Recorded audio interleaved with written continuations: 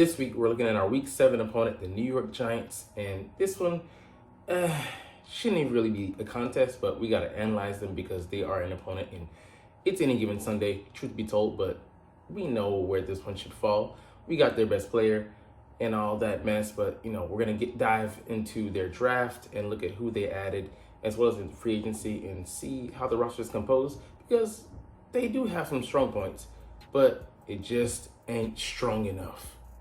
What's up? It's your boy Cintron coming back at you with another analysis video. And kid you not, that's my real name.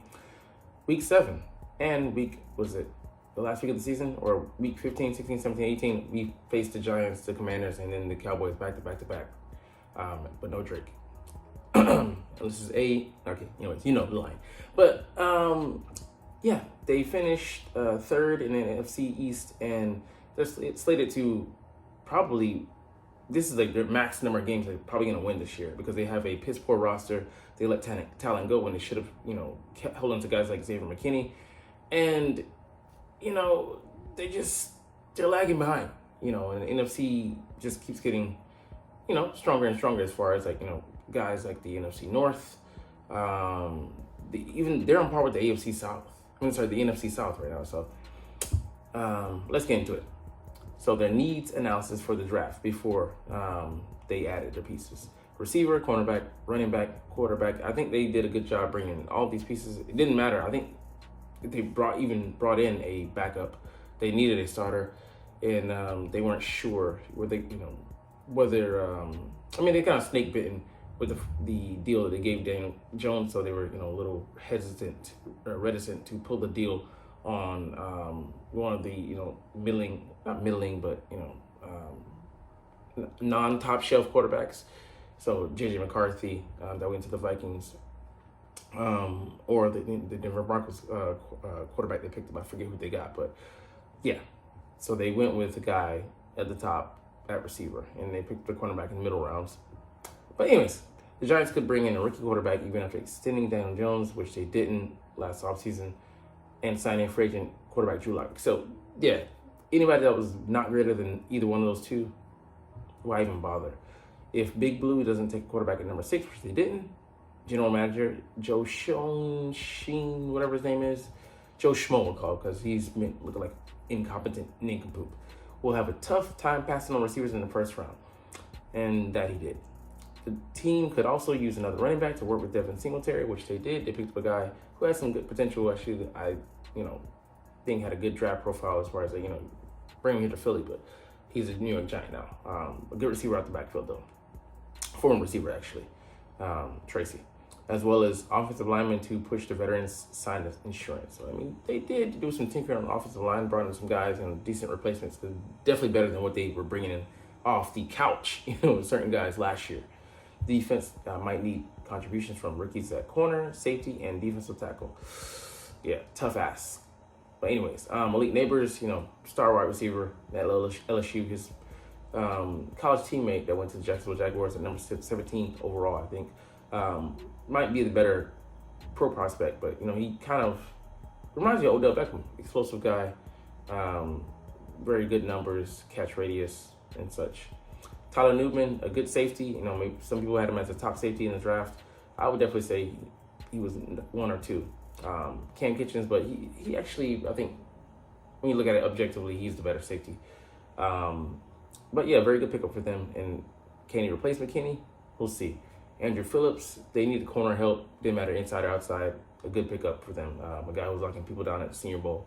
Theo Johnson, they desperately need this pick. He might actually be in line to be a starter because their guy at tight end, they came over from the Raiders, forgetting his name, they cost him a 3rd-round pick, and then he up and retired on him later into this offseason. So, but Tyrone Tracy, a good Purdue running back. Like I said, he's a former receiver.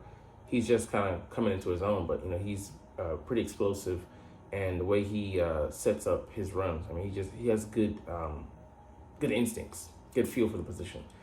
And Darius Moasau, just an afterthought at linebacker, so pure depth guy.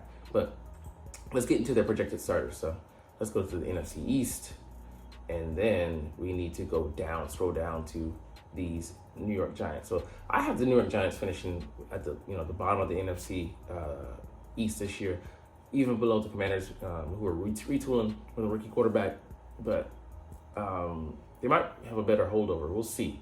But man, it just doesn't look good for them, man. Daniel Jones, a guy who's recovering from ACL injury that he suffered last year, I think in week 6.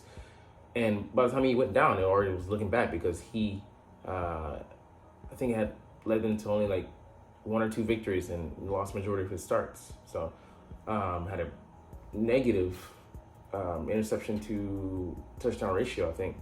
So, I mean, it just was all going bad, and then it just got worse when he went out. They clearly made a mistake extending him on a 4-year, $160 million deal instead of doing it for Saquon. But, hey, it's too late. That bridge has been crossed, and they're trying to double back. Say, you'll wait for us, right? Huh? In this dating market? Nah, I'm good. So they've moved on to Devin Singletary, which he's a solid back, but he had the most touches last year, I think over 200-plus carries. And his lowest yards per carry. So, I think he's a guy best used sparingly, and he's a second fiddle. And in the right system, he could be a number 1 guy, but he still needs a compatriot to run rough shot with him because he's a lighter guy. He's a great volume guy as far as just a limited amount. But yeah, other than that, Blake Neighbors, he could be explosive, but I think he could produce with anybody, but it's a lot asking a rookie to come into this kind of situation and to be the number 1 guy. And yes, I know they have other guys there, but for the most part, I think they'll be leaning on him by the end of the season, and we'll see if he holds up. Darius Slayton, solid at times guy, but I think he's kind of miscast as a number 2. Should be a number 3 in someone's offense, as is Wan'Dale Robinson. They had number 2s and 3s as a receiving core last year, and it kind of hasn't changed that much. Even Luke Edwards, he's not a huge guy. I think he's 5'11" and 200-ish pound range. So they don't have that prototypical Z or Y in their offense. And Wan'Dale, a former second-round pick, I think 2 years ago. We'll see what he has to offer. And he tore his ACL his rookie year, so he has never been on the up and up. This will be his third year, and he's trying to make his bones. Daniel Bellinger, a solid tight end. Can be solid at times. He's middling between average and solid. So, but he's kind of like, is it the chicken come first, or was it the egg? Because is he a product of his environment, or is he just that bad? And their offensive line, while it did make improvements, Andrew Thomas is the only solid member. I could say he's kind of Pro Bowl caliber on the cusp. But John Ryan, he's a solid guy. John Michael Schmitz didn't have the best rookie year. So what we expect from him is, will he take a sophomore leap, or is he just the best we've seen? Jermaine Lunar is middling, and all the other guard options are middling. And Evan Neal has not played up to that 7th overall pick, man. He's been a turnstile. So I love having him out there as an Eagles fan. So the offense is middling at best. Their defense now has some players now. Kayvon Thibodeau, the Predator, I forget what they call him, whatever assassin. But besides him making snow angels, making an enemy out of himself and running the nation towards the nation, had his best year last year, second year, 11 and a half sacks. He was pushing the envelope. He if he takes the next step, man, dangerous. I mean, he's already dangerous. Dexter Lawrence, sexy Dexy in the middle, pause. That's what he calls himself. He's a very solid player, very strong guy. And I'll miss having Jason to handle him because he's a load. Raheem Nunez Roches, sorry, not Roches, but you know what I mean. He is okay. I mean, at best, he's wasn't worth the money he signed. And that edge, Brian Burns, so that gives him a set of young bookend guys, 26 and under. His best season, he had 12 and a half, but I think he had 7.5 last year. So Panthers screwed up royally trying to hold on to him to get assets they thought they'd come later, or just trying to build with him and realize that they weren't going anywhere. Got a second and a fifth for him when they should have got 2 1s, and then I think some other picks. So crazy. But, the upgrades of defense. Linebackers have one guy, Bobby Okereke, but he also proven himself. I think he got hurt last season. Michael McFadden, just a guy. Deontay Banks, we'll see what he develops into, but, has some highlights last year. That has that size and that speed, and 4.36 speed at, 6 foot, $190. So, will he take the next step? Cordell Float, we'll see if he can develop. Drew Phillips. Is that the Kentucky guy? I'm trying to think. Andrew Phillips. They screw me over with the names. Andrew Phillips. Say the, carry over from the same name.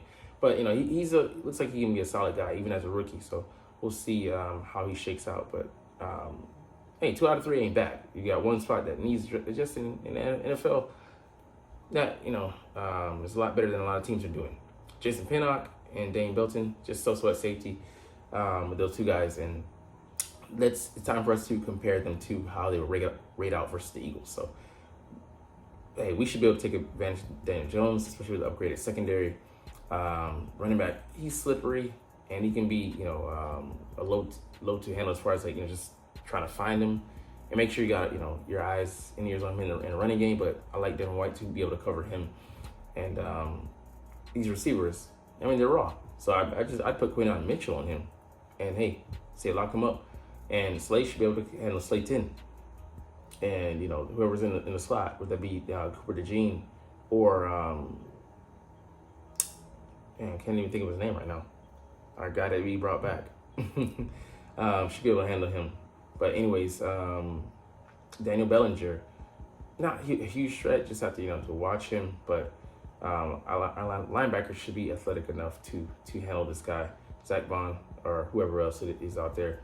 Their O-line should get destroyed by our guys, Jordan Davis and our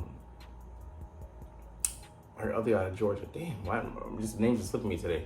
But yeah, he should be destroying them. So on the edge, Evan Neal, if it's Bryce Huff, oh man, I pray for your soul, son. Jalen Carter should be destroying John Michael Schmidt and these guys. So we should be overwhelming the hell out of their offense. And then on defense, Kayvon, I like him. Lane, not getting close. Brian Burns, he will present a difficult challenge for our guy, Jordan Mailata, and being a speed guy. But I feel like Jordan's going to take another step this year. He's still just acclimating to the game. He's fresh. This is only his 7th year in football.